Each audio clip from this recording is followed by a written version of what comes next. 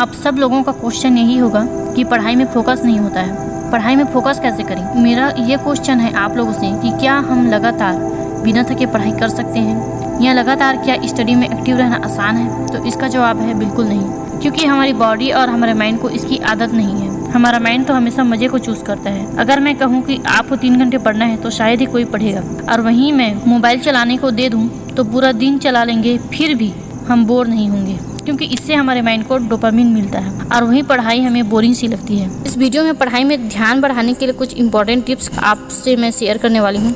इन tips के जरिए पढ़ते समय आप अपनी कंसंट्रेशन पावर में सुधार कर सकते हैं। पहला है, पढ़ाई के लिए सही जगह का चुनाव करें।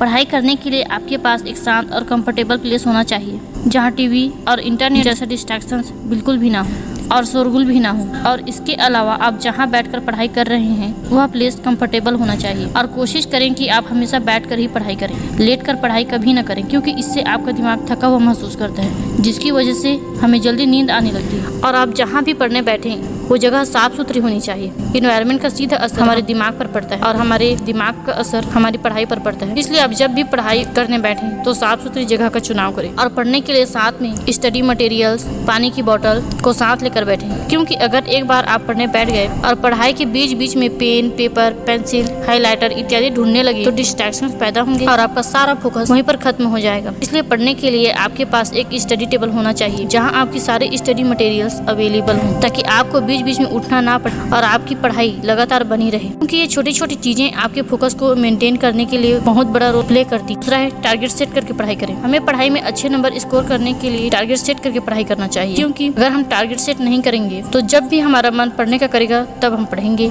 और जब हमारा मन पढ़ने का नहीं करेगा तब हम नहीं पढ़ेंगे। इस तरह से आपका बहुत सारा टाइम और एनर्जी वेस्ट हो जाएगा, जिसकी वजह से आप एग्जाम अच्छे से नहीं दे पाएंगे और एग्जाम में अच्छे नंबर्स स्कोर नहीं कर पाएंगे। इसलिए आपका टारगेट सेट करना बहुत जरूरी है, ताकि आप हर टाइम का यूज कर सको, आप एक एक सेकंड का यूज कर सको। टारगेट सेट करने का फायदा यह है कि जब भी आपका मन पढ़ने का नहीं करेगा तो टारगेट बार बार आपको याद दिलाता रहेगा कि आपने एक टारगेट सेट किया है, जिसे अचीव करना आपके लिए बहुत जरूरी है। अपनी टू डू लिस्ट तैयार करें। अगर आप अपनी पढ़ाई में कंप्लीट अटेंशन ऐड करना चाहते हैं तो बार बार हर दिन अपने टारगेट को सेट कीजिए। रात को सोने से पहले अपने लिस्ट को अच्छे से एनालाइज कीजिए और अपने पूरी दिन भर की परफॉर्मेंस को चेक कीजिए, और रात को सोने से ठीक आधा घंटा पहले अपने अगले दिन की प्लानिंग कीजिए। किसी सब्जेक्ट का कोई इंपॉर्टेंट टॉपिक लीजिए जिसे आपको पूरा करना है। आपके लिए यह एक टास्क होगा, और यही फॉर्मूला हर सब्जेक्ट में हर दिन अप्लाई करें, और इसे पूरा करने के लिए एक टाइम फिक्स कीजिए और उस टाइम लिमिट में उस टारगेट को पूरा करने की पूरी कोशिश कीजिए। ऐसा करने से आप उस फिक्स टाइम में, जो कि 1 से 1.5 घंटा का हो सकता है,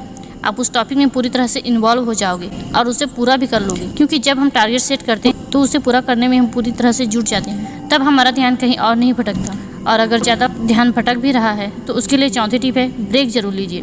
जब आप पूरे फोकस के साथ एक टॉपिक को फिक्स टाइम लिमिट में पूरा कर लेते हैं तो 10 मिनट का ब्रेक जरूर लें। ऐसा करने से आपका माइंड रिफ्रेश हो जाएगा और आगे की पढ़ाई में अच्छे से परफॉर्म करेगा। 40 से 50 मिनट की स्टडी के बाद एक छोटा सा ब्रेक जरूर लें। इस ब्रेक के दौरान स्टडी इन्वायरमेंट से बाहर निकलकर टहलना चाहिए, या इस दौरान जो टॉपिक आपने पढ़ा है उसे अपने माइंड में रिवाइज कर सकते हैं। 45 से 50 मिनट पढ़ाई के बाद 10-15 मिनट का ब्रेक जरूर लें। हमारे माइंड की किसी भी चीज़ पर कंसंट्रेट करने की जो पावर है वो 45 से 50 मिनट की होती है। उसके बाद हमारा माइंड ऑटोमेटिक अपने फोकस से हट जाता है, मतलब कि हम सिर्फ 45 से 50 मिनट तक ही फुल फोकस के साथ पढ़ सकते हैं। ब्रेक के दौरान कुछ इंटरेस्टिंग चीज़ें करें, जैसे कि किसी से बात कर सकते हैं या अपनी मनपसंद हैबिट्स को फॉलो कर सकते हैं, जैसे बैडमिंटन खेलना हो गया, म्यूजिक सुनना हो गया। ऐसा करने के बाद आप जब भी पढ़ने बैठोगे तो उस पर ध्यान देने में आपको मदद मिलेगी। 10-15 मिनट में ही आपका ब्रेन बूस्ट हो जाएगा।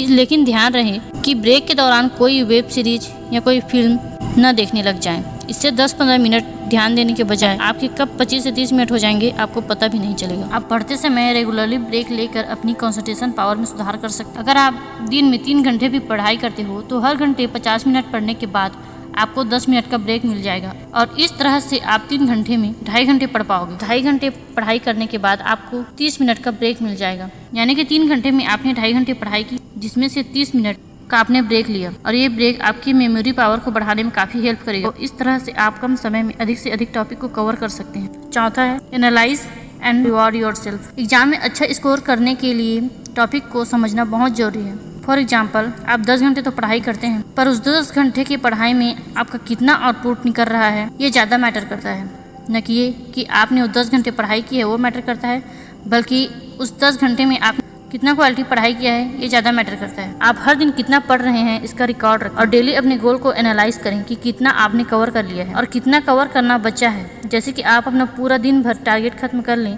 तो खुद को रिवॉर्ड दें, खुद को कोई अच्छी डिश बनाकर खिलाएं या कहीं बाहर थोड़ा घूमने चले जाएं। अपनी पढ़ाई को डे बाय डे अच्छे से एनालाइज कर अपने सब्जेक्ट, अपने टॉपिक की एक लिस्ट बना लें और जैसे जैसे आप अपने उस टॉपिक को कंप्लीट करते जाते हो उस पर टिक लगाएं। इस तरह से आपका पूरा टाइम बच जाएगा और आप अपने टाइम का अच्छे से यूज कर पाओगे।